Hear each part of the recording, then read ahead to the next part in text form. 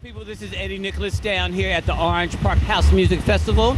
Right now we have DJ Amir on the turntables, but prior to him coming on, we were entertained and got rocked by two other young people that are now part of the house music community, in the likes of Calvinsol and Jordan Hope.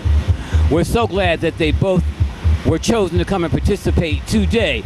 Calvin, what's going on, brother? You rocked. You rocked. First of all, how old are you, and how did you get involved? I'm 29 years of age. My real name is Calvin Washington, but I go by Calvinsol.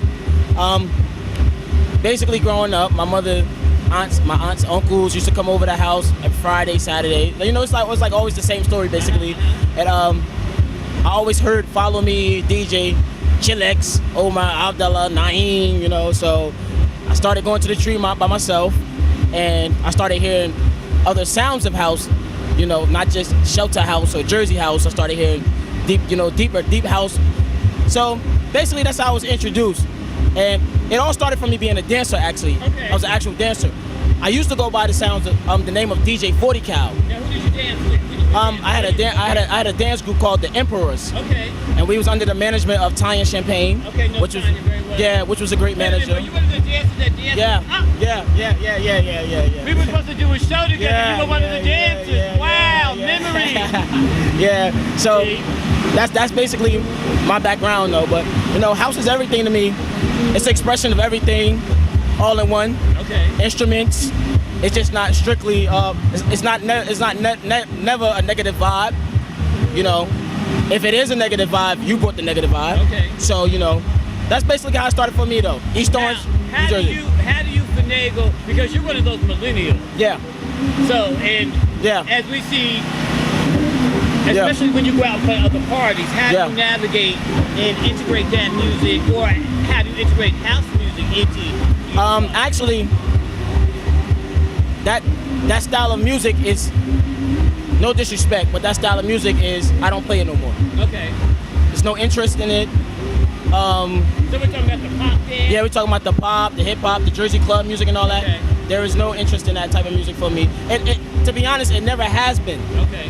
But I just had to find my way into the house music. Like I said, that's why I changed my name from DJ 40 Cal to Calvinsol. And you got the soul because you was rocking. Thank you. You were rocking. Yeah. So where can people get in contact with you if they my Facebook, Calvinsol, my email, my Gmail, actually, dj40@gmail.com. I haven't had a chance to change it, but that's how you can contact me, basically. And what should we look forward to you doing in the future? Now, embed yourself in this thing we call house. Well, I'm not going to say I kind of feel late because I'm 29 years of age. So you've been around. But because I've been around, and I was mentored by a lot of great pioneers. Can you name some? Yeah, especially Lucky Benson. Okay. That's one. And I would want to say Terrence Mallory. Okay. Also, I would want to say I study a lot of Jahad Muhammad. And number one, Louis Vega. Okay. Louis Vega. And DJ Frosty also. Okay. Which is a teenage high school I know DJ, you gotta say another name. You gotta say another name. He's sitting right over there in the corner. He's sitting right over there in the corner. Right over there in the corner. Because DJ Pope is a part of that legacy too. DJ Pope, yeah. You know what, to be honest, just a backflash on that too. I seen a video on Facebook, and I want to say it was it Terry Hunter talking? I don't know if it was Terry, but basically a Chicago DJ was talking and basically explaining how the house music sounds is starting to, the transition is, you know, I would want to say it's elevating because everything changes, you know. So everything isn't about strictly shelter or deep underground or soulful vocal, but you have Afrobeat now. You have tribal, that's what they call it, you know. So it's a lot of DJs out there that I never met, that I never heard of, because I'm strictly North New Jersey, parents raised Zanzibar, Loft, you know, stuff like that. So, you know, nothing against any DJs, But house is house, like I said. Just keep it as house. It's never a competition. For the love of house. Calvin, so you heard that direct. Now we're gonna go over here. This young man right here has been causing a storm down in the city of Baltimore. No, you stay right there. You see the young ones. We're gonna let him go on and dance. Calvin, he got the dance bug in him. Thank you, Calvin. Calvinsol, y'all. Right now, we have Jordan Pope. We know it's hot up in here, Jordan, so we're gonna make it quick for you. Same question. How did you get involved? Because first of all, you come from a legacy, and we're gonna get to him later. But tell us about how you got involved. All right, so since I was little, I was exposed to house because in Baltimore we have this annual thing called Collective Minds, and every year Collective Minds is this big festival that we have. We bring all Baltimore DJs, and we usually have it at Drew Park, but now it's at Poly Western High School now. Collective Minds, my dad and DJ OG, which is also like my uncle, even though he's not really blood, but been together for so long, so that's like family. Him, a lot of Baltimore DJs, Wayne Davis, let me think, Spin, Charisma, I already said my dad, Tommy Davis, Teddy Douglas, the whole Basement Boys. Since I was little, I was exposed to stuff like that. It's not that I was forced to listen to it. It was always, I had an ear and I was curious. So I was like, I like this, let me keep, And then I remember it was a time when I was little. My stepmother, she actually got me a little toy that was like some turntables. So I played around with that, and it actually had a cassette. Okay. So I would put the cassette in, and then we'll EQ a little bit. And then from there, I see my father DJing, and that was back then when he was, I think he was still doing the show, the Underground Experience on 88.9, Morgan's Radio. So I would ask him, can I try? And he was like, nah, I'm gonna teach you. And then, I was consistent with it. And then I got my first set of turntables, maybe 2006, 2007. It was a B52. Just messing around. My mixes were way off. So I guess one day my father got up, he was like, know what? I'm gonna teach you. And from that day on, it's like I went from here and just kept on progressing.